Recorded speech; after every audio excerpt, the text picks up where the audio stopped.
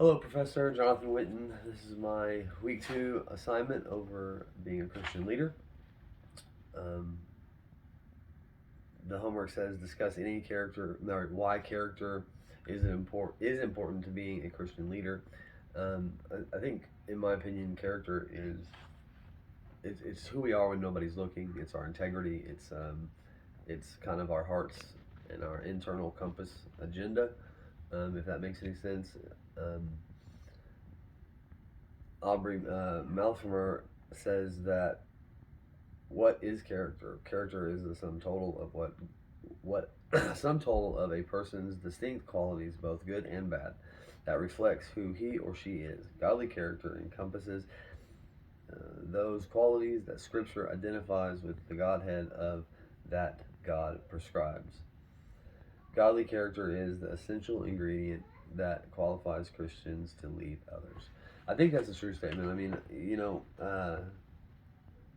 there are going to be certain qualifications, obviously, later on in, I believe it's Galatians, but um, maybe it was Romans. But Paul talks about some other qualifications of a leader in the church, specifically leaders in a church. But I think that also overflows into how we should lead our families and in our vocation and so forth.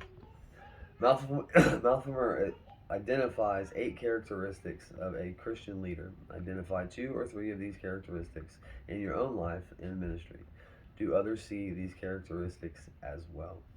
I think for me, a Christian leader practices godly servant leadership. I'm sorry. Um, I think Jesus was a servant. He washed his disciples' feet. He walked around in places that others wouldn't walk, and he sought to spread the gospel and to serve those that needed to be served, and sometimes even those that didn't. And I think we're called to do the same thing. Um, I have a personal motto as a man. I feel like I should strive to leave every scenario, situation, or place I go better than the way I found it. And that goes hand in hand with being a servant. There's going to be things that have to be done for people, or something that no one else wants to do, or maybe the job that no one else will take. So for me in my vocation, that's definitely servant leadership definitely has a strong precedence over everything, because I want to be the type of leader that I'll never ask somebody to do something that I wouldn't do. I would never ask somebody to follow a God I wouldn't follow. I would never ask somebody to clean a toilet that I wouldn't clean. You know that. So if that means being a servant and doing it so others see me do it, and it encourages them to move that direction, to me that's servant leadership. The second one, a Christian leader may have the gift of leadership. I believe without a doubt, I have a gift of leadership. I think I'm very relatable. I've had a very long and drawn out, windy road in life. I've made tons of mistakes, so I think that makes me relatable. I think people feel comfortable around me, and I think that they don't feel judged. So I think that plays a huge role. Um, in the book, it says it is not mandatory that believers have a leadership gift to lead, just as it is not necessary that a person have the gift of evangelism to share his or her faith. However, theoretically speaking, those with the gift of leadership should prove to be the better leaders, having an edge on the non-gifted leaders. As we know, not all leaders in our churches are at the same level or competence or expertise. It says, if there was one characteristic you really wished was evident in your life and ministry that is currently not, which of the 8 characteristics would it be? What strategies can you implement to begin to develop it? Um, a Christian leader understands the importance of motives. I think it's important to understand people's motives, um, in all aspects of life, but especially in a church setting, because you don't want the church to be taken advantage of, or to be kind of uh, used in ways that it's not intended. There's people out there that really do need the services that churches provide, and it should go to those people with pure hearts, or not pure hearts, but with pure motives. not trying to seek something to gain something else, in my personal opinion. Um,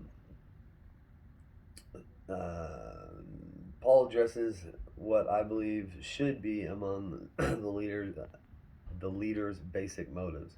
The first is to spread the gospel. It says in 1 Corinthians, woe to me if I do not preach the gospel, 9:16. His second was pleasing God. Um, for leadership, everything we should do should be about pleasing God. It should be Him doing or us doing what He calls us out to do. So we want to make sure that all of our motives, or I'm sorry, all of our dealings and all of our encounters and everything are something that's pleasing to Him, because He's who we're doing it for. Third is motives. Um, what they need to hear and not what, or knowing what people need to hear and not necessarily knowing what they want to hear.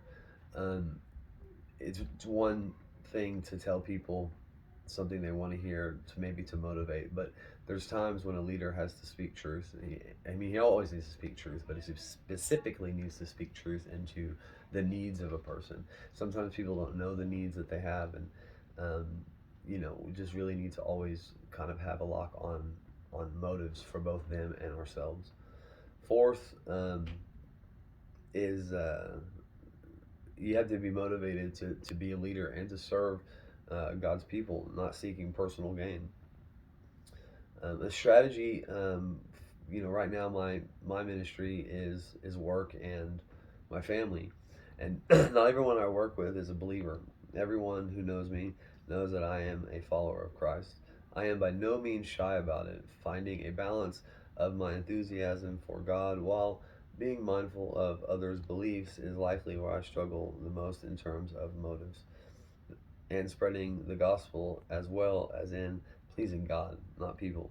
I do not compromise my own faith, but there are times I hesitate to speak up on a topic that could have potentially been an opportunity to share God's truth and shed light on a situation due to my awareness that the other person does not share the same belief as me. So, I think we all as believers have encountered this moment when things come up in conversation, and it's like inside your voice is telling you should speak right now, talk, share about Jesus, da, da. And sometimes we just don't really know how to do that. Sometimes we don't know how to articulate Jesus into the conversation. Sometimes it's plain as day and it's just terrifying and we don't do it.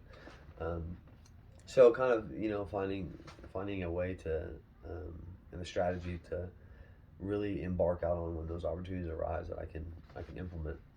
Malcolm Merce shares elements of what a servant leader is and is not. List the elements of each. Provide one example of each. These examples can be from your life ministry or from someone you've observed.